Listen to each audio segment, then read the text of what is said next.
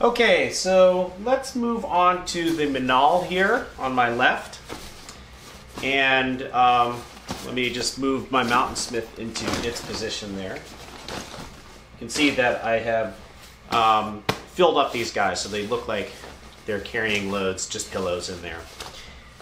Okay, so Minaal. This is the most expensive pack by far compared to all these ones. You know, in some ways you can say you get what you pay for because there are some details on this that you don't see in the other packs, and I'll go over those things.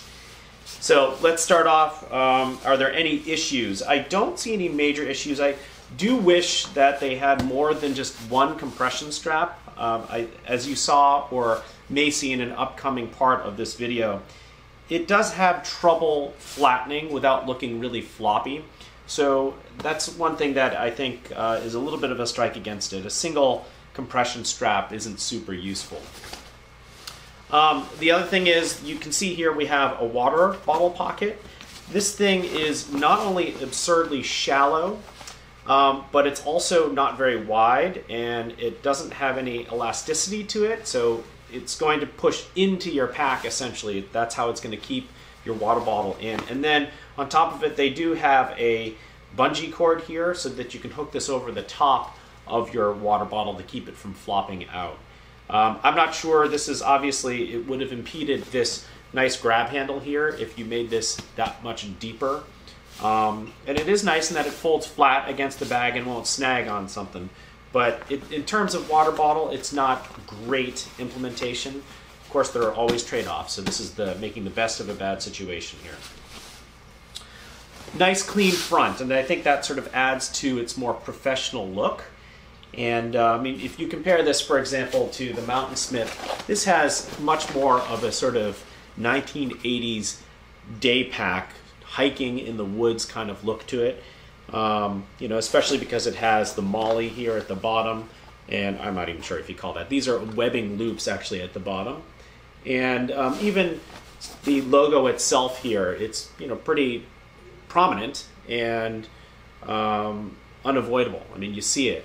Whereas you look at something like the Minaal, it really has only this very subtle logo at the top. It doesn't even say Minaal. And nowhere else on the bag, except for on your shoulder straps, do you see that logo, and nothing else. Okay, so that's a pretty remarkable feat that they were willing to forego the free advertising.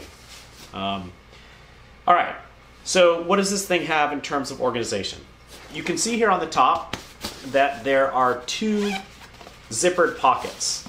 And they don't have a lot of their own volume, meaning that anything that you put into this pocket is going to push into the main compartment space, and then the main compartment space, if it's filled to the max, is going to push into this compartment here. So that's too bad. I mean, it does keep it nice and flat, but you're not going to be able to put a lot of things in here. I'm even a bit afraid of putting my glasses in here because there's just not a lot of give, and it could crush my glasses in here. You could put your cell phone in here because your cell phone's relatively flat. So I'm really talking about three-dimensional things. So the extent of this pocket is what you can see here. The seam shows you the very bottom. The top here, it does go a little bit above, you know, into the logo area here. And from my perspective, I see this as a place to put your wallet, your cell phone, anything that you need to grab quickly when you're on the move. Interestingly, they decided to, why not, put another one right behind it. And this is exactly the same size, essentially, and sits just below it. To me, this seems like a really odd design choice because, once again, you're competing for volume in here. I think I would have preferred to have had a zipper across this area, which would allow me to access space into here. So I'm not sure why two back-to-back pockets is better than having two pockets that are sort of spread out across the face of the pack instead. So don't love that, and especially since that's really the only exterior pockets that you're going to have in this thing. It really does limit you quite a bit. Don't forget what I just showed you guys with the Mountainsmith here. There's an entire open pocket for things, and then behind that there's an organizing panel that really allows you to put your stuff in the right place. I'm kind of an organizing freak, so That's really important to me. I don't like to just toss stuff into an open pocket and then have to dig for it later. All right, and then let's go right into the main compartment here. Great thing about this is that when you go to unzip this, the compression straps are such that they don't impede your ability to open up this bag. So I think that's a brilliant design decision on their part. And then you can see this kind of opens in a reversed way, and I'll explain that in just a moment. Let me get rid of these pillows. Okay. The volume of this bag is actually here in the front. Think of that, how different that is from most packs. Most packs you have a very thin panel that peels away, and then the volume goes in towards the strap side or the suspension system side of the bag.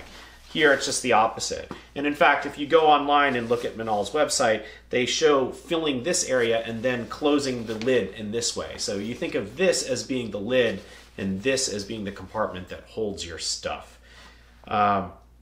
Okay, now one thing I will point out here is that the larger pocket, this larger outside pocket, which is the one that is in the second position, it does have volume. It's gusseted, so that if you didn't fill up this main compartment here, this second pocket, zippered pocket, actually does have a significant amount of volume, could safely hold your sunglasses and more, because it's frankly huge. So that's one thing to keep in mind. Perhaps if you don't fill it all the way to the top, if you only fill it to the extent of this pocket, all the way up to here and then down to the bottom here, then you would have significant volume to put stuff into here. Maybe this is a good place to put your liquids so that you can easily grab it out when you're going through the TSA. Okay, and then on the back wall here, you have two-dimensional or three-dimensional pockets, and so there's a good 1.5 inches of depth for this zippered compartment here, and then for the mesh, same thing, good 1.5 inches or so of depth here. So this is like built-in packing cubes, kind of like that. Actually, I don't just kind of like that, I like that a lot. Okay, so that's the main compartment. The zippers are on this main compartment. The zippers are huge. This must be YKK 8 or 10. Actually, let's see. I can't read it. I have terrible vision. They're giant. The ones up front are much smaller. They don't need to, they're not going to take a lot of stress, so it doesn't make sense to have giant zippers on it. So the main compartment has the giant zippers that you could hang off of. Okay, and then let's scooch into the laptop compartment. The laptop compartment is designed to open along, what is that, 270 degrees? No, actually, I guess it's 180. Okay, so 180 degrees here. And you do have a little bit more organization here. So you can think of this in some ways as being an organization panel that I prefer to have on the front, but maybe some people like to have it back here where you're going to keep your computer. It's the fact that it opens here and both the side and the top I think is super convenient. I would have gone a little bit further and would have just had this unzip all the way down this side as well, so this thing would open clamshell style.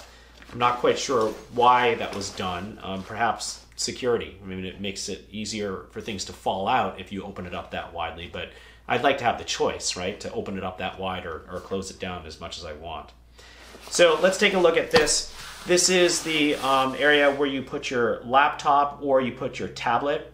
You put your laptop in this area behind, and these straps that hold it are adjustable in size, so you could fit a 17-inch laptop, probably.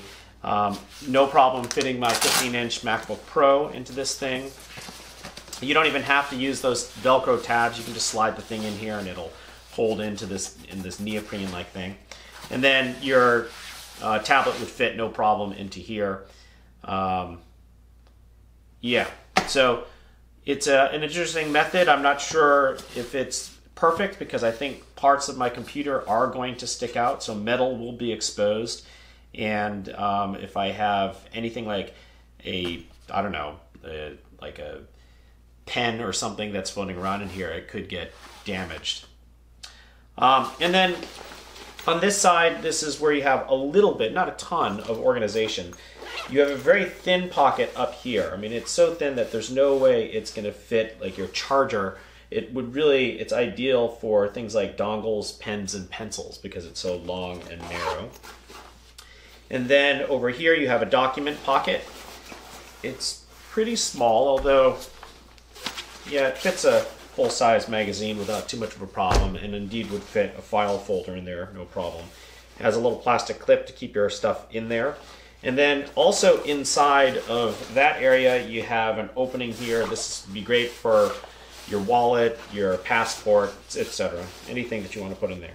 But that's it in terms of organization. Not a whole lot going on here. I would have loved to have had some slots for pencils and pens. Don't get that. Maybe another zippered pocket in here for the charger or the dongle or whatever it is.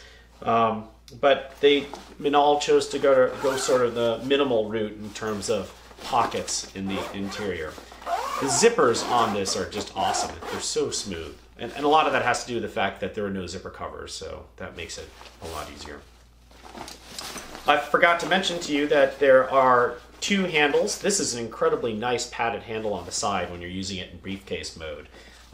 And it's not quite as nice for the top handle, but it is still padded, and it is against the back of the pack, so you can hook this to a wall hook, and this will be flush against the wall without trying to push itself off. Let's move to the suspension system.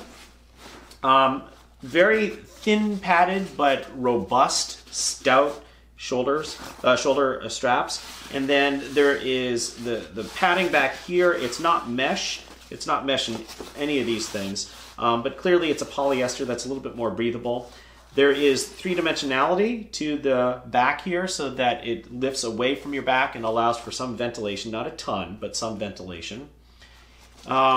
The shoulder straps are fully adjustable. There's a sternum strap that also is fully adjustable. This really cute detail here, which is that you can actually make your shoulder strap stow itself in a little garage up here on the strap.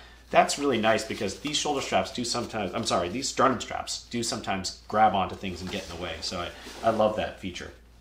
And then there are also load lifters here. Again, this isn't such a huge pack that I think you need load lifters, but all right, fine. Put them in there. They're not going to get in my way too much. And they're held on with magnets and physical hooks as well. So you can actually, I mean, who knows? Maybe this is something that I'm going to find that would be really helpful, but I kind of doubt it. You know, it's one of those things where if I'm using a technical pack, I'm going to be using that. But then I'm probably going to be using a technical pack if I'm hiking for 5 miles.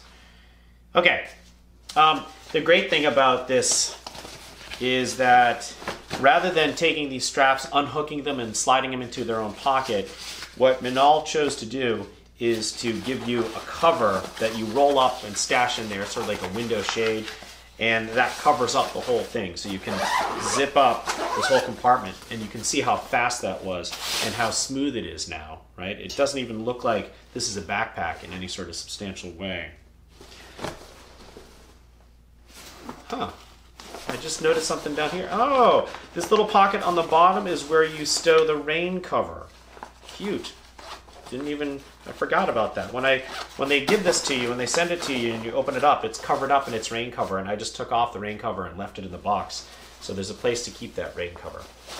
Which I think, by the way, is a much better way of making sure that your bag is weatherproof, as opposed to using, you got it, those stinking zipper covers, which I can't stand. Minaal also does have available to you, why is it grabbing? Oh, that's funny. It does have available a waist strap / hip pad setup, and it hooks onto these 2 webbing loops that you have here. I got those things because, frankly, I always want to have those waist straps and not use them rather than really want them and not have them available to me. And they pack really flat. In fact, even if they're stowed, even if they're connected to the bag, they pack so flat that they will be covered up too with this flap. Okay? All right, I think that's it. Again, I think the biggest issue here are the limitations in terms of organizing your sort of day-to-day stuff. It looks like this would be great for carrying your stuff, like your clothing, etc., and your laptop. But then if you want to convert this into sort of a daily carry and have access, easy access to a lot of those little things that you're constantly grabbing, then perhaps you don't get that in the Minaal. Okay, Minaal Carry-On 2.0.